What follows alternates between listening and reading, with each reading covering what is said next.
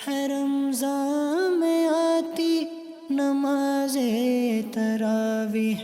سنو کیا سکھاتی نماز تراویح۔ الحمد للہ رب العالمین والصلاة والسلام علی سید الانبیاء والمرسلین، اما بعد فاعوذ باللہ من الشیطان الرجیم، بسم اللہ الرحمن الرحیم۔ الصلاة والسلام علیک یا رسول اللہ وعلی آلک واصحابک یا حبیب اللہ، الصلاة والسلام علیک یا نبی اللہ وعلی آلک واصحابک یا نور اللہ۔ الحمدللہ رمضان المبارک کی پرکیف گھڑیوں میں درس تراویح کا سلسلہ بھی جاری ہے۔ 10 سپاروں کا جو خلاصہ ہے وہ آپ پچھلے سلسلوں کے اندر سن چکے ہیں۔ آج کے سلسلے میں انشاءاللہ عز و جل ہم 11ویں پارے کا خلاصہ سنیں گے کہ اللہ رب العزت جل وعلا نے، ہمارے پاک پروردگار نے اس پارے کے اندر ویسے تو بہت ساری باتیں بیان فرمائی ہیں، لیکن ان میں سے کچھ خاص باتیں چن کر آپ کی بارگاہ میں عرض کرنے کی کوشش کروں گا۔ توجہ کے ساتھ سماعت فرمائیے گا، انشاءاللہ عز و جل اس کی برکتیں بھی حاصل ہوں گی اور قرآن مجید فرقان حمید کے بارے میں ہمیں کچھ معلومات بھی حاصل ہوگی۔ اس سپارے میں اللہ جل شانہ آیت نمبر 100 میں ارشاد فرماتا ہے، والسابقون الاولون من المہاجرین والانصار والذین اتبعوهم بإحسان رضی اللہ عنہم ورضوا عنہ وأعد لهم جنات تجری تحتها الأنہار خالدین فیہا ابدا ذلک الفوز العظیم، یعنی مہاجرین اور انصار میں سے جو سب سے پہلے ہیں، آگے والے ہیں وہ، اور جو ان کی پیروی کرنے والے ہیں، ان کی اتباع کرنے والے ہیں، بھلائی کے ساتھ، نیکی کے ساتھ، اللہ ان سے راضی ہوا، وہ اللہ سے راضی ہوئے، اور اللہ نے ان کے لیے باغات تیار کیے ہیں جن کے نیچے نہریں بہتی ہیں، اس میں یہ ہمیشہ رہیں گے، اور یہ بڑی کامیابی ہے۔ سابقون الاولون، مہاجرین میں سے اور انصار میں سے جو ابتدا میں ایمان لے کر آئے،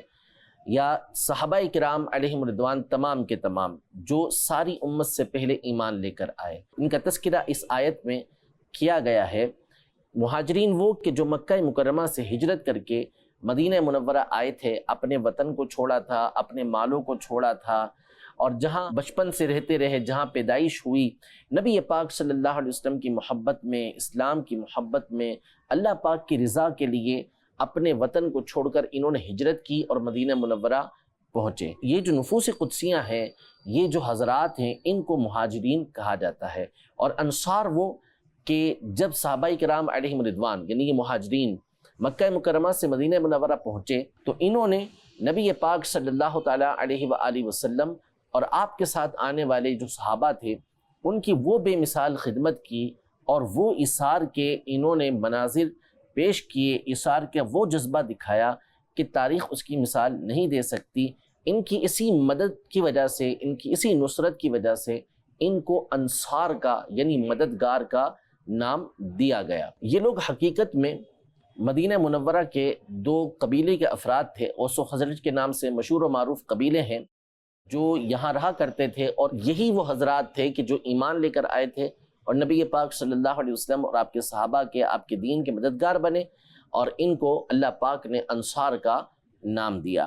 تو ان میں جو ابتدا میں ایمان لے کر آئے ان کو السابقون الاولون کہا جاتا ہے۔ سابق کا مطلب ہوتا ہے کسی چیز کی طرف سبقت کرنے والا، آگے بڑھنے والا، اور اول پہلا۔ تو جو ابتدا میں آگے بڑھے، ایمان لے کر آئے، ان کو السابقون الاولون کہا جاتا ہے۔ بعض نے کہا کہ اس سے مراد وہ ہیں کہ پہلے جب بیت المقدس کی طرف منہ کر کے نماز پڑھی جاتی تھی اس وقت بھی وہ مومن تھے اور بیت المقدس کی طرف منہ کر کے نماز پڑھتے تھے۔ پھر جب قبلہ تبدیل ہوا اور کعبے کو ہمارا جو ہے وہ بیت اللہ بنا دیا گیا، اس کی طرف ہمیں رخ کرنے کا حکم دیا گیا، تو پھر انہوں نے اس کی طرف رخ کر کے نماز پڑھی، تو جن کو یہ سعادت ملی ان کو السابقون الاولون کہا جاتا ہے۔ جبکہ بعض مفسرین نے اس کا معنی یہ بیان کیا کہ چونکہ تمام کے تمام صحابہ کرام علیہم رضوان یہ ساری امت سے پہلے نبی پاک صلی اللہ علیہ وسلم پر ایمان لے کر آئے، سب سے آگے یہ تھے، تو اس لیے تمام صحابہ کرام علیہم رضوان کو السابقون الاولون یہ کہا جاتا ہے۔ ان کا تذکرہ کیا اور پھر اس کے بعد فرمایا کہ جو لوگ بھی ان کی بھلائی کے ساتھ، نیکی کے ساتھ پیروی کرنے والے ہیں، یعنی صحابہ کرام علیہم رضوان کا جو اعلیٰ ترین طریقہ کار تھا، جو انہوں نے نبی پاک صلی اللہ تعالیٰ علیہ وسلم سے سیکھا اور اس پر عمل کیا تھا، اسی طریقے کو جو لوگ اپنانے والے ہیں ان تمام کے لیے اللہ پاک ایک اعلان فرماتا ہے۔ نمبر 1 اعلان یہ ہوتا ہے کہ اللہ پاک ان سے راضی ہوا اور یہ اللہ سے راضی ہوئے، اور یہی سب سے بڑا مژدہ ہے۔ یعنی اگر اللہ جل شانہ کسی کو اس بات کی خوشخبری دے دے کہ اللہ پاک اس سے راضی ہے، تو قرآن مجید فرقان حمید میں اللہ پاک ارشاد فرماتا ہے وَرِضْوَانٌ مِّنَ اللَّهِ اکبر، اللہ کی طرف سے تھوڑی سی رضا بھی بہت بڑی ہے۔ تو اللہ پاک نے ایک تو ان سے یہ وعدہ کیا کہ اللہ پاک ان سے راضی ہوا، یہ اللہ سے راضی ہوئے، پھر اس کے بعد ان کے لیے ان جنتوں کا، ان باغات کا وعدہ کیا کہ جس کے نیچے نہریں بہتی ہیں اور ہمیشہ ہمیشہ اس میں رہیں گے۔ تابعین جو ہوتے ہیں اس کا ایک معنی یہ ہے کہ جنہوں نے ایمان کی حالت میں صحابہ کرام علیہم رضوان کی زیارت کی، ان کی صحبت اٹھائی، ایسے افراد کو تابعی کہا جاتا ہے۔ یہ یاد رکھیے کہ صحابہ کرام علیہم رضوان کے بعد وہ تابعین کہ جو نیک تھے، جنہوں نے صحابہ کرام علیہم رضوان کے طریقہ کار کو اختیار کیا، زیادہ حق سے دور نہیں ہوئے، سیدھے راستے پر مسلسل چلتے رہے، تو ایسے تابعین جو ہیں یہ صحابہ کرام علیہم رضوان کے بعد اس امت کی سب سے افضل ہستیاں ہیں۔ اللہ جل شانہ ہم سب کو بھی ان کے طریقہ کار پر چلنے کی توفیق عطا فرمائے۔ اسی پارے میں اللہ جل شانہ نے ایمان والوں کو مخاطب کیا اور فرمایا یا ایھا الذین آمنوا اتقوا اللہ وکونوا مع الصادقین، اے ایمان والو اللہ سے ڈرو اور سچوں کے ساتھ رہو۔ اللہ سے ڈرو اس کا معنی یہ ہے کہ اللہ پاک کی فرما برداری کرو، یعنی جن باتوں کا اللہ نے حکم دیا اس پر عمل کرو، جس سے اللہ پاک نے منع کیا اس سے بچو۔ یہ اصل بنیاد ہے کہ بندہ اللہ پاک سے ڈرے گا، تقوی اختیار کرے گا، اور پھر اس کے بعد اس بات کا حکم دیا کہ سچوں کے ساتھ ہو جاؤ، یعنی نیک لوگوں کے ساتھ ہو جاؤ۔ اس کی بہت ساری تفسیریں کی گئی ہیں، لیکن بنیادی اعتبار سے اگر ہم غور کرتے ہیں تو اس میں ایک معنی ہمارے سامنے یہ آتا ہے جو علماء نے بیان کیا ہے، وہ یہ ہے کہ جب بندہ کسی نیک کام کی طرف آتا ہے، اچھائی کی طرف آتا ہے، تو شیطان نفس اس کے پیچھے پڑتا ہے، برے لوگ اس کے پیچھے پڑتے ہیں کہ اس کو اس نیکی کے راستے سے دور کر دیں، اس کو برائی کی طرف لے کر آ جائیں۔ تو بہت بڑا ایک چیلنج یہ ہوتا ہے بندے کے لیے کہ وہ نیکی اختیار کرنے کے بعد اس نیکی پر ثابت قدم رہے۔ تو قرآن مجید فرقان حمید میں گویا کہ ہمیں ایک طریقہ کار بتایا گیا کہ جب آپ نیکی کی طرف آ جائیں، ہم بھلائی کی طرف آ جائیں، تو اس بھلائی اور اس نیکی کے اوپر ثابت قدم رہنے کا، استقامت حاصل کرنے کا ایک طریقہ کار یہ ہے کہ ہم اچھے لوگوں کی صحبت کو اختیار کر لیں۔ اس کے بعد اللہ جل شانہ نے یہ جو سورۃ التوبہ ہے جو 11ویں پارے کے تقریباً ربع تک یعنی پاؤ تک پھیلی ہوئی ہے، اور 10ویں پارے کے تقریباً 3 پاؤ تک پھیلی ہوئی یہ صورت ہے، اس کے آخر میں 2 آیتیں ہیں جو قرآن مجید فرقان حمید کی مشہور و معروف آیتیں ہیں، جس میں نبی محترم صلی اللہ تعالیٰ علیہ وآلہ وسلم کے فضائل و کمالات بھی بیان کیے گئے ہیں، آپ علیہ الصلوۃ والسلام کا مقام و مرتبہ بھی بیان کیا گیا ہے، اور نبی پاک صلی اللہ تعالیٰ علیہ وآلہ وسلم کی شفقت و مہربانی کو بھی بیان کیا گیا ہے۔ آیت یہ ہے لَقَدْ جَاءَكُمْ رَسُولٌ مِّنْ أَنفُسِكُمْ عَزِيزٌ عَلَيْهِ مَا عَنِتُّمْ حَرِيصٌ عَلَيْكُمْ بِالْمُؤْمِنِينَ رَءُوفٌ رَحِيمٌ فَإِن تَوَلَّوْا فَقُلْ حَسْبِيَ اللَّهُ لَا إِلَٰهَ إِلَّا هُوَ عَلَيْهِ تَوَكَّلْتُ وَهُوَ رَبُّ الْعَرْشِ الْعَظِيمِ، یعنی بلا شبہ تحقیق تمہارے پاس تمہاری ہی میں سے ایک عظیم الشان رسول تشریف لے کر آئے، جن پر تمہارا تکلیف میں پڑنا گرا گزرتا ہے، بھاری پڑتا ہے، وہ تمہاری بھلائی کے چاہنے والے ہیں اور مومنوں پر بہت زیادہ مہربان ہیں۔ تو اگر وہ منہ پھیریں، اے محبوب آپ فرمائیے میرے لیے اللہ کافی ہے، اس کے سوا کوئی معبود نہیں ہے، میں نے اسی پر بھروسہ کیا اور وہی بڑے عرش کا مالک ہے۔ آیت کی ابتدا میں نبی پاک صلی اللہ تعالیٰ علیہ وآلہ وسلم کی اہل عرب کے درمیان بالخصوص اور بالعموم ساری دنیا کے اندر تشریف آوری کے حوالے سے ذکر کیا گیا کہ تمہارے درمیان تم ہی میں سے ایک عظیم الشان رسول تشریف لے کر آئے ہیں۔ پھر نبی پاک صلی اللہ علیہ وسلم کی ایک خصوصیت یہ بیان کی کہ تکلیف تمہیں پہنچتی ہے، اذیت تمہیں پہنچتی ہے، پریشانی کے اندر تم آتے ہو، اور بھاری نبی پاک صلی اللہ علیہ وسلم کو پہنچتا ہے۔ دنیاوی اعتبار سے بھی تکلیف پہنچے، نبی پاک صلی اللہ علیہ وسلم کے دل مبارک کو رنج ہوتا ہے، اور اخروی اعتبار سے کہ وہ کفار کے جو ایمان لے کر نہیں آ رہے تو وہ ایمان نہیں لائیں گے، اس وجہ سے حق کا راستہ ہے اس سے دور ہیں، جنت کے راستے سے دور ہیں، جہنم کی طرف جا رہے ہیں، اپنے آپ کو تکلیف، اذیت اور مصیبت کے اندر لے کر جا رہے ہیں۔ نبی پاک صلی اللہ تعالیٰ علیہ وآلہ وسلم کو یہ بھی بھاری گزرتا ہے، اور جو ایمان والے ہیں، ایمان لے کر آئے لیکن اس کے بعد آپ علیہ السلام کے طریقہ کار سے ہٹ گئے، اللہ پاک کی نافرمانی کے اندر لگ گئے، گناہ کرنے لگ گئے، تو ایسے مومنوں کا، ایسے ایمان والوں کا اس راہ کی طرف چلے جانا بھی نبی پاک صلی اللہ علیہ وسلم کو بھاری گزرتا ہے، گرا گزرتا ہے۔ اور تمام مخلوق کی آپ صلی اللہ تعالیٰ علیہ وسلم بھلائی چاہنے والے ہیں، فرمایا بالخصوص بالمؤمنین رؤوف الرحیم، لیکن جہاں معاملہ ہو مومنوں کا، ایمان والوں کا، تو نبی پاک صلی اللہ علیہ وسلم کمال مہربان ہے، یعنی وہاں پر ان کی رحمت کی انتہا ہوتی ہے، مہربانی کی انتہا ہوتی ہے، شفقت کی انتہا ہوتی ہے۔ جب مومنوں کا معاملہ آتا ہے، نبی پاک صلی اللہ تعالیٰ علیہ وسلم اس قدر رحمت فرمانے والے ہیں۔ پھر ارشاد فرمایا کہ اگر یہ لوگ منہ پھیر لیتے ہیں، یعنی آپ علیہ السلام کی دعوت کو قبول نہیں کرتے، تو آپ پریشان نہ ہو، آپ اتنا فرما دیں کہ میرے لیے اللہ کافی ہے، اس کے سوا کوئی معبود نہیں ہے، میں نے اسی پر بھروسہ کیا ہے، اور عرش عظیم کا وہ رب ہے، وہ مالک ہے، یعنی اللہ کی مخلوق میں جو سب سے بڑی مخلوق ہے عرش، اس کا بھی اللہ پاک ہی مالک ہے، اس پر بھی اللہ پاک ہی کو قدرت حاصل ہے۔ تو جب وہ میرا رب ہے اور میں اسی پہ بھروسہ کرتا ہوں، وہ میرے لیے کافی ہے، تو تمہارا منہ پھیرنا مجھے کوئی تکلیف نہیں پہنچائے گا، مجھے کوئی اس سے میرے مرتبے کے اندر کمی واقع نہیں ہوگی۔ اللہ پاک نے جو حکم دیا تھا وہ نبی پاک صلی اللہ علیہ وسلم نے پہنچا دیا۔ یہاں یہ ارشاد فرمایا فَقُلْ حَسْبِيَ اللَّهُ، اے محبوب آپ فرمائیے مجھے اللہ کافی ہے۔ یہ اصل میں اگلا جو حصہ ہے اس کی تعلیم کے اعتبار سے ہمیں بیان کیا گیا کہ علیہ توکلت، اللہ مجھے کافی ہے، اس کا مطلب ہے کہ میں اللہ پر بھروسہ کرتا ہوں۔ اللہ کے کافی ہونے کا معنی ہی یہ ہے کہ بندہ اللہ پاک پر بھروسہ کرے۔ بعض لوگوں نے اس آیت کا معنی کچھ سے کچھ بنا دیا، جو مقصود آیت تھا، جو آیت کی تعلیم تھی، جو بیان کرنا چاہیے تھا، وہ یہ تھا کہ بندہ اللہ کو کافی جانتے ہوئے اس پر بھروسہ کرتا۔ لوگ اس طرف لے گئے کہ اللہ پاک کے کافی ہونے کا معنی یہ ہے کہ اللہ کے جو نیک بندے ہوتے ہیں، انبیاء کرام علیہ السلام ہیں، اولیاء کرام ہیں، ان کو اللہ پاک کسی طرح کی کوئی قدرت دیتا ہی نہیں ہے، وہ کسی دوسرے کے لیے کفایت کر ہی نہیں سکتے۔ یہ نظریہ باطل ہے۔ سورہ انفال میں اللہ جل شانہ نے یہ ارشاد فرمایا یا ایھا النبی حسبک اللہ ومن اتبعک من المؤمنین، اے نبی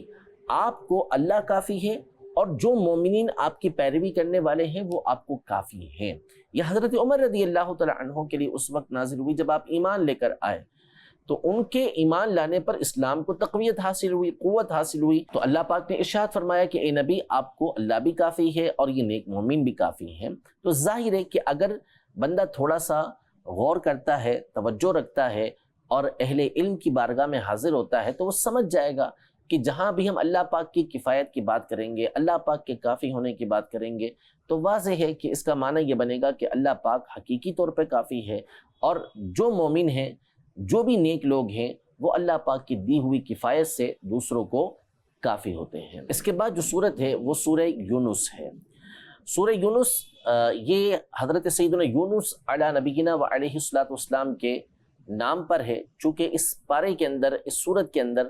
سیدنا یونس علی نبینا و علیہ السلام کا تذکرہ موجود ہے، آپ کی قوم کا تذکرہ موجود ہے، ان پر آنے والے عذاب اور پھر اس عذاب کے ٹلنے کا تذکرہ موجود ہے، اس لیے اس سورت کو سورہ یونس کہا جاتا ہے۔ اس سورت میں دیگر انبیاء کرام علیہ السلام کے واقعات بھی ذکر کیے گئے ہیں، بالخصوص حضرت سیدنا موسیٰ علیہ السلام، حضرت ہارون علیہ السلام کا جو فرعون کے ساتھ معاملہ ہوا، بنی اسرائیل کے درمیان آپ لوگ رہے، اس حوالے سے اس سورت کے اندر تذکرہ کیا گیا ہے۔ لیکن اس سورت کا جو بنیادی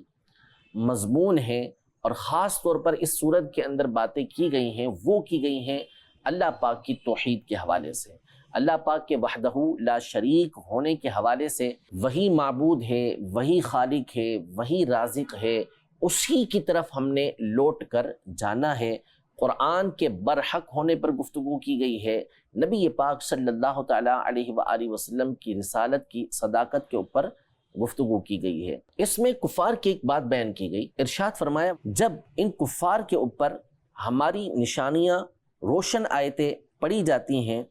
تو وہ لوگ کہ جو ہم سے ملاقات کی امید نہیں رکھتے وہ کہتے ہیں کہ اس کے سوا اور قرآن لے آئیے یا اسی کو بدل دیجئے۔ آپ فرمائیے مجھے نہیں پہنچتا کہ میں اسے اپنی طرف سے بدل دوں، میں تو اسی کی پیروی کرتا ہوں جو میری طرف وحی کی جاتی ہے۔ میں اگر اپنے رب کی نافرمانی کروں تو مجھے بڑے دن کے عذاب کا ڈر ہے۔ قل لو شاء اللہ ما تلوته علیکم ولا ادراکم بہ فقد لبثت فیکم عمرا من قبلہ افلا تعقلون، یعنی آپ فرمائیے اگر اللہ چاہتا تو میں اسے تم پر نہ پڑھتا، نہ وہ تم کو اس سے خبردار کرتا، تو میں اس سے پہلے تم میں اپنی ایک عمر گزار چکا ہوں، تو کیا تمہیں عقل نہیں؟ اس آیت کا جو شان نزول بیان کیا گیا ہے اور اس کا معنی بیان کیا گیا ہے، اس کا حاصل یہ ہے کہ جب نبی پاک صلی اللہ تعالیٰ علیہ وآلہ وسلم نے ان کفار کے اوپر قرآن مجید فرقان حمید کی تلاوت کی اور اللہ پاک کی توحید کی طرف بلایا اور ان کو بتایا کہ جن بتوں کی تم عبادت کرتے ہو، لات کی، منات کی، عزا کی، یہ سارے کے سارے تمہارے اپنے ہاتھ کے بنائے ہوئے ہیں اور یہ تمہارے نفع نقصان کے کچھ بھی مالک نہیں ہیں، تم ان کی پوجا کرتے ہو، تم ان کی عبادت کرتے ہو۔ تو نبی پاک صلی اللہ تعالیٰ علیہ وآلہ وسلم نے اس سے ان کو ڈرایا۔ تو اس پر یہ لوگ نبی پاک صلی اللہ علیہ وسلم کی بارگاہ میں حاضر ہوئے اور انہوں نے کہا کہ اگر آپ چاہتے ہیں کہ ہم آپ پر ایمان لے آئیں تو آپ اس قرآن کے سوا دوسرا قرآن لے آئیں یا اسی میں تبدیلی کر دیں۔ کیا قرآن لے آئیں، کیا تبدیلی کر دیں؟ اس کا مطلب یہ تھا کہ جس میں ان کے بتوں کی مذمت نہ کی گئی ہو، ان کے بتوں کو برا نہ کہا گیا ہو اور ان کو ان بتوں کی عبادت سے روکا نہ گیا ہو اور ایک خدا کی عبادت کی طرف بلایا نہ گیا ہو، ایسا قرآن لے کر آ جائیے۔ تو نبی پاک صلی اللہ تعالیٰ علیہ وآلہ وسلم کو اللہ پاک کی طرف سے واضح حکم ہوا کہ آپ فرمائیے کہ یہ چیز مجھے نہیں پہنچتی، یعنی یہ میرے اختیار میں نہیں دی گئی کہ میں اس کے اندر کسی طرح کی کوئی تبدیلی کروں۔ قرآن اللہ پاک کا کلام ہے، جیسا نبی پاک صلی اللہ تعالیٰ علیہ وآلہ وسلم پر نازل ہوتا نبی پاک صلی اللہ تعالیٰ علیہ وآلہ وسلم ویسا ہی آگے پہنچا دیا کرتے تھے۔ فرمایا ان اتبع الا ما یوحی الی، کہ میں تو صرف اسی کی پیروی کرتا ہوں جو میری طرف وحی کی جاتی ہے، جو مجھے پہنچانے کا حکم ہے تمہارے رب کی طرف سے، میرے رب کی طرف سے، یعنی سب کا جو ایک رب ہے اللہ پاک، اس کی طرف سے پہنچانے کا حکم ہوا ہے، تو لہذا میں وہی چیز تم تک پہنچاتا ہوں جس کے پہنچانے کا مجھے حکم دیا گیا ہے۔ بفرض محال ایسا ہو نہیں سکتا تھا۔ نبی پاک صلی اللہ علیہ وسلم فرماتے ہیں کہ اگر میں نافرمانی کروں، جو ہو نہیں سکتی، تو مجھے بڑے دن کے عذاب کا خوف ہے۔ یعنی اگر کوئی کسی کو حکم دیا گیا کہ اس نے یہ چیز پہنچانی ہے اور اپنی طرف سے اس میں تبدیلی کرے گا تو قیامت کے دن اس پر پکڑ ہے، لیکن نبی پاک صلی اللہ تعالیٰ علیہ وآلہ وسلم سے ایسا ممکن ہی نہیں تھا، اس لیے فرمایا ان عصیت، اگر میں ایسا کروں، اور یہ اگر کا مطلب ہے کہ ایسا ہو نہیں سکتا۔ تو نبی پاک صلی اللہ تعالیٰ علیہ وسلم کو جس چیز کا حکم دیا گیا وہ آپ علیہ السلام نے آگے پہنچائی۔ پھر مزید نبی پاک صلی اللہ علیہ وسلم سے اللہ پاک نے فرمایا کہ آپ فرمائیے کہ اگر اللہ چاہتا تو میں تمہارے سامنے اس کو پڑھتا ہی نہ اور وہ تمہیں بتاتا ہی نہ کہ اس کے اندر کیا ہے۔ باقی رہا کہ یہ جو قرآن میں تمہارے پاس لے کر آیا ہوں، میں جو تمہیں اللہ پاک کی توحید کی طرف بلا رہا ہوں، اس کی سچائی اور اس کی حقانیت، اس کا سچا ہونا، اس کا حق ہونا،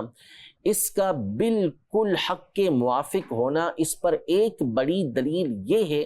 کہ میں نے اپنی زندگی کا ایک حصہ تمہارے درمیان گزارا ہے۔ یعنی اس دعوت دین سے پہلے، اعلان نبوت سے پہلے میری زندگی کا ایک حصہ تمہارے درمیان گزرا ہے۔ 40 سال نبی پاک صلی اللہ علیہ وسلم نے ان کے درمیان گزارے تھے۔ تو فرمایا افلا تعقلون، کیا تم عقل نہیں رکھتے، غور و فکر نہیں کرتے؟ یعنی اگر تم غور و فکر کرو تو تمہیں معلوم ہو جائے گا کہ جو باتیں میں تم تک پہنچا رہا ہوں وہ حق اور سچ ہے۔ جب میں پہلے جھوٹ نہیں بولتا تھا، لوگوں پر جھوٹ نہیں بولتا تھا، تو میں اللہ پاک پر جھوٹ کیسے بول سکتا ہوں؟ علماء یہ ارشاد فرماتے ہیں